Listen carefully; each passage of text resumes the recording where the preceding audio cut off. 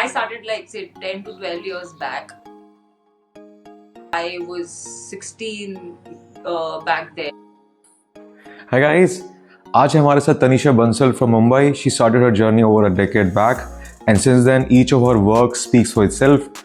Starting her journey from just being in residential sector to spreading her wings towards luxury salons, boutiques, restaurants, and whatnot. I personally am very inspired by her personality. She speaks her heart and is a true inspiration. 2016 से आज तक इन्होंने 80+ projects complete किए हैं, जिनमें से कुछ हमें इनके इंस्टाग्राम पेज पे दिखे. And let me just tell you, they are amazing. अब इनके प्रोजेक्ट्स हर जगह मौजूद हैं, Mumbai, Delhi, Madhya Pradesh, Punjab and so on. चलो तो सीधा स्टार्ट करते हैं. From our first question, this way you will get an idea about them. Okay, let's talk about the firm. When did you start the firm? Give us some background about yourself and how did the firm happen? I started like say 10 to 12 years back. I was 16 back then.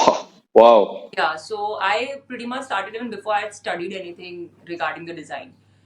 I, to be very bluntly honest, just started out because I wanted to be financially independent. With no background of what my vision was, where I'm going. I think it's very vague to even actually think or have a vision where the interiors business can go. So that's how I basically started. One project which was quite a big one. It was 6,000 square feet villa where the client was, they were abroad, so they practically needed someone to handle everything here. And so I took it hands on and I started doing it. I was the draftsman. I was the one who was loading, unloading the trucks as well, taking down the challan. And so I pretty much did all of Wow. and because I did all of that, I got such a good hold on what exactly goes into an interior business that 1.5 year that entire project had gone along. But after that, I got a complete idea of exactly what needs to go in the business. So that, of course, we needed to get more projects. I hired one person, who was a draftsman, and we started slowly. After that, I took whatever came my way.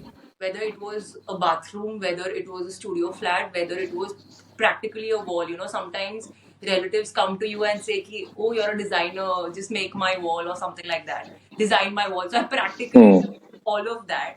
And because of that, I feel like my portfolio became really so strong that I had so much work, irrespective of they had paid me or they had not paid me. But I had so much work that my portfolio became so strong with so many projects.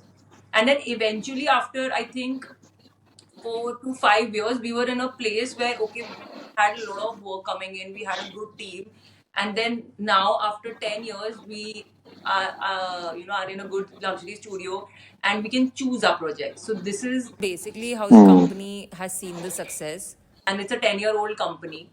So hopefully now we have more vision. We know what our aim is. We know where we want. There's also still a long way to go. You picked up a very important point, Anisha. So you were saying that you've reached a stage now where you can actually pick up projects from the many leads that you would get. So tell me how important is for one to reach this stage where they should not be pick up anything that comes their way. It takes a little while and people really have to work their way up to get to this point. So how important is this now? I tell you, Konark, this thing is very like has a lot of answers to it. When I was a young designer, I was so scared that what if I don't pick this up? I don't get more projects. I don't get success in life. I feel that now that I know better, I feel like few projects I could have easily avoided. I feel that it is extremely important for designers to realize that, and for young designers to have that faith and confidence in themselves that maybe it is okay to avoid that project. So I think if a young designer will ask me, I would always tell them that even today, even if you don't have a lot of work, trust yourself and pick up good projects. I'm not saying that sit on your high horse and just pick up good budget projects, but pick up good projects. Of course, the budget does play a role depending upon the client's requirement. When I say that I can choose my project, that does not mean on the budget. Of course, the budget does play a role depending upon the client's requirements. The requirement should be in alignment to their budget. That plays a role. And you exactly understand what the vibe is of the client, how are things going. You don't want work to become stressful for you. And I have I still keep telling this to myself that what I have to do. It's very easy to keep preaching that okay, let this go and better things will come my way. But I think I've understood that now. What's your personal design style? Me in my personal, so you've seen our portfolio. We generally do a very glamorous projects. So a lot of my clientele are that way. But if you ask, my personal style is something completely opposite, which is very simple, clutter free. My new house is being made now, and it's exactly on those timelines. Wonderful. Okay. Okay. My next is what is the most challenging part about being an entrepreneur?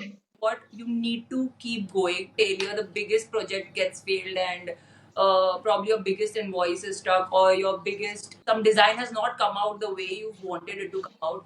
Still, always keep going, because the day you stop, so then that is okay. It's the end of your. But if you keep going, there's always going to be a next. At times people need to be entrepreneurs need to be a little transactional also, and not get emotional about like things like invoices getting stuck and so on. I am mostly not at all emotional Mhm. in my business life. I in fact in my circle I'm extremely famous for that, for being knowing as business minded. But I kind of take it as praise for myself because I've really worked hard to become business minded. And trust me, Konark, there have been times where I've sat in a board meeting with my entire team or with a client and told them things on and told like emotion doesn't work here, and gone back to my room and weeped, and again Yeah. been okay, and then come back and then had headstrong spoken. So I have done those things, and those battles I have fought by myself. So every time somebody tells me business minded, because I'm not at all emotional in work, I love it. I take it as a praise, no matter who says it, whether it's my friends, my family, that oh, she's very business minded. I love it. I said thank you. I am. Yeah. I've worked for it. I've come here. If it has worked for you, it has worked for you. Yeah, and I'm like I am an entrepreneur running such a big business. And if you don't want me to be business minded, then what do you want me to do? My team Yeah. Yeah. solve my unpaid invoices. Yeah. Emotion is not going to really help in solving any problem.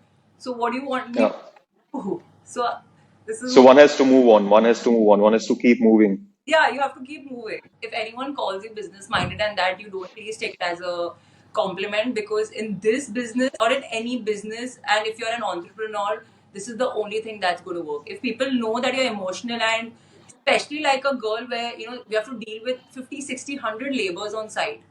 If I'm going to get into everybody's emotions, who's going to take care of my Yeah. client? So that really doesn't work. Okay. My next question is, how do you have your clients visualize the designs that you want to do for them today? So the clients who also come on board on the first day, we explain the entire process to them. We understand what first, while they're giving the token, we understand what kind of concept they are looking at. We understand a little bit of brief. Then we, along with the team, curate a few options. We curate a complete mood board. I have a lot of clients who are also not having the time to actually come down and look at the materials and all, because they are also into corporate. So they prefer emails. Once on emails, we put on a PowerPoint presentation or a few reference images with along with our model 3Ds. We try to put these into modeling first, get the white renders up from the client. Once the white renders are up, they understand the space planning, they understand the shapes of how the furniture is going to be looking. Then we start putting the materials inside. Mood board is finalized. The mood board basically consists of the old school, the way we were taught in college. We like to do it that way, Yeah. where our models are in place, a few references are in place, what sanitary we are using, what materials we are using is in place. And this all also happens in real, in practical, because the clients who actually come down to the studio and finalize everything, we have a different material room where we have all the materials in house. So for us to create a design board is very easy. So we have mood boards prepared per project, and every time a client comes in, we just have to shuffle the materials, put things there. And I also make it a point, once the client has confirmed the material and the rate, like we do put tags, what is the per square feet rate, to get an idea. Once the client has confirmed that, tell them to put down a sticker which says it's confirmed. So everything is also on the one platform. So many different designs that at the end of the day, the client is like, you had told 200 rupees per square feet, but it's actually 400 rupees a square feet. They don't realize what the thickness difference, they don't realize brand difference and things like this. So it gets very complicated. I'm sure that now going on to the process in the coming years, we'll maybe do things in a better way. No, I think you draw a very important point here that it's important to tell them the delta then and there when they're making selections. Otherwise, if they were to go from one piece to another, one surface finish to another, and so on, at the end of, and they would probably be okay with each of them because what you're telling them is just probably a figure of a certain SFT difference. But then, what does it come out to for each element, and what is the total delta? If you tell them then and there, then you will not have to repeat the entire process again because then they would know that they've already sort of bumped the price by 5 lakhs or whatever lakhs, whatever thousands, and not look at like 10 rupees, 20, 50 rupees per SFT for a certain one item only. And if people, take up this process where they just tell them what is the SFT difference, I am sure many a times they would have to repeat the process because what it turns out to be could be a difference in thousands or lakhs, and that would not be acceptable eventually. So it's best to sort of, tag it then and there and tell them the delta that this is the complete delta, and then take an informed call if you're okay with it. We used to only tell them verbally while we are doing the design presentation. Even then, there were issues that, you didn't be so clear. So now we've started after putting it on the minutes of meeting also and in red, that this is going to be a budget escalation. Please give a confirmation on this. Because nowadays it's become so competitive, and especially social media can be a pro also, a con also. Anyone can pick up the phone today and just put a thing on social media that this company has not been great because they know our social media presence, and nobody's going to even get into it. They are just going to be like, oh, of course, they are not great. So nobody even realizes what goes behind the scenes and how much somebody's actually working hard. Tanisha, we want to hear more about the story behind Nirvana, the project. So Nirvana is basically my first house with my husband, and it's the entire philosophy of Nirvana is wabi sabi. We, like you asked, Okay. am I in my personal style? I'm exactly that. I am someone who always knows that grass is always going to be greener at the other side, and you need to be happy in whatever perfect or imperfect things you feel your life has. And that's exactly what the wabi sabi philosophy is, and also what the Nirvana philosophy is. Nirvana means to be peaceful and happy in wherever you are, and that's how the word. So once you go to Nirvana, once the pictures are out, you will see everything there is extremely clutter free. There is not many colors there. And the beauty of that house is, even though it has only white stones and tints, it is so beautiful that it shows that if simplicity and clutter free can be very beautiful. So that's what Nirvana's philosophy is. In fact, once I go back home, I do this for a living, right? So once I go back home, I do not want to be in the glamorous mood. I do not want to be heads up with things. In fact, my studio is quite glamorous, and we've tried to incorporate all of that in our designs.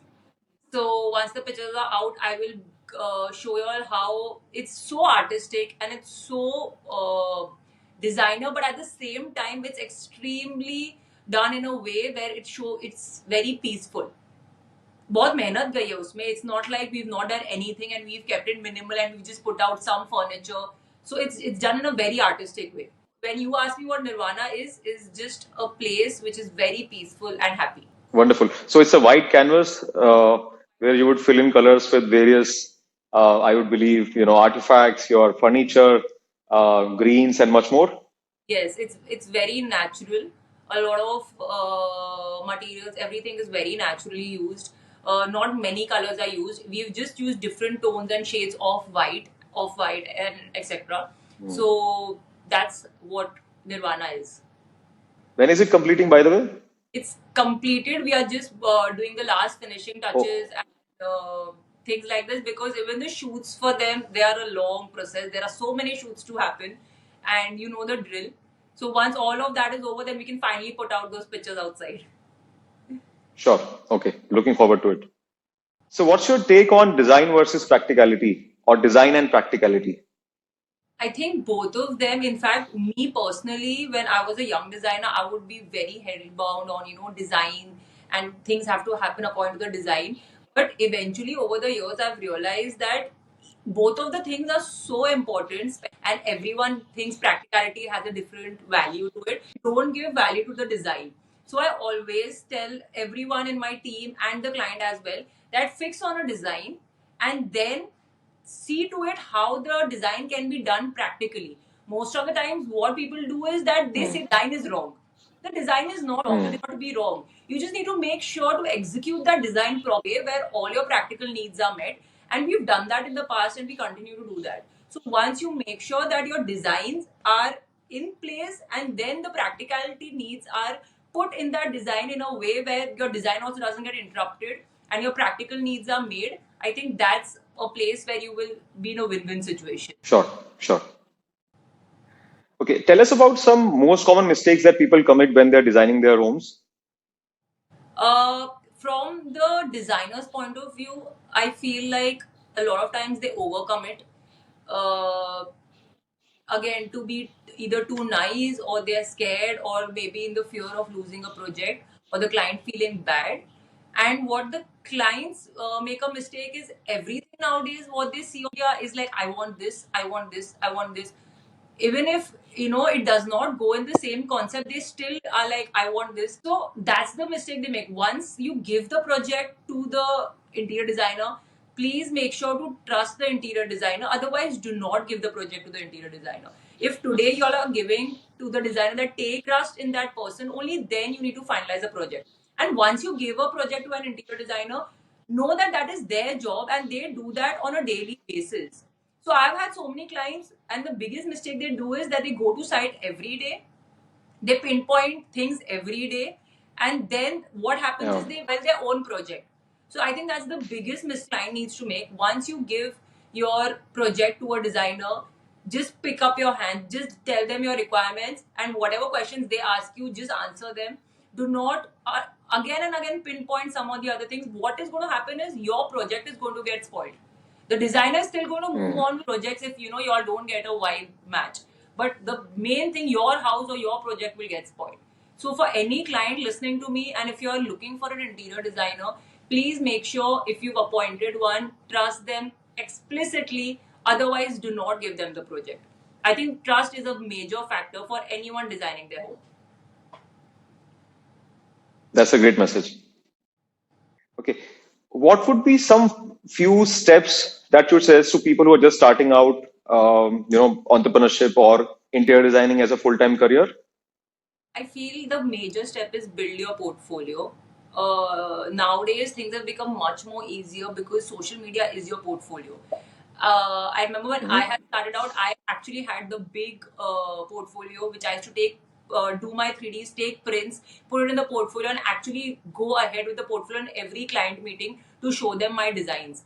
Even if you all do not have a project and you all think that okay, you all need work, take up a computer, just sit and make your 3D renders, just make your designs. Because even if that you put on social media, and even if you don't have a real project, the client still can understand your design aesthetic. And if you're just even if you get one project, and even if the client has an execution team and you are the designer on board, your design aesthetic is going to make a really big difference. And it's all about that one. The first project, you put your heart and soul into it with a good client, then interiors is such a thing, it is just word of mouth. And everybody needs interiors in a small or a big scale, but a lot of people need interiors. So once that good project is put out those pictures on your social media, and always keep that word of mouth going. Even when you introduce yourself, that you introduce yourself in such a way that people know that you have a personality.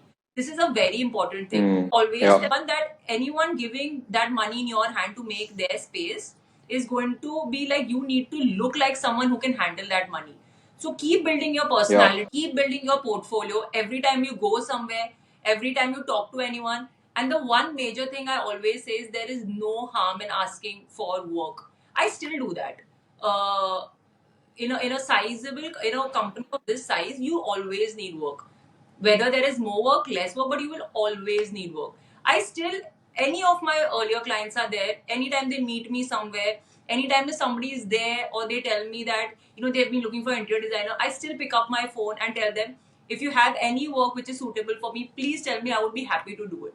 And it's always good to have work. So every time you go for the real new interior designers, introduce yourself in such a way and tell them, you're an interior designer. So anytime, even in a party or somewhere you meet them, when they will need or somebody else of their contact will need, they will always remember that, oh, I had met this girl and she's an interior designer. Why don't you try her? And that's the only thing you need.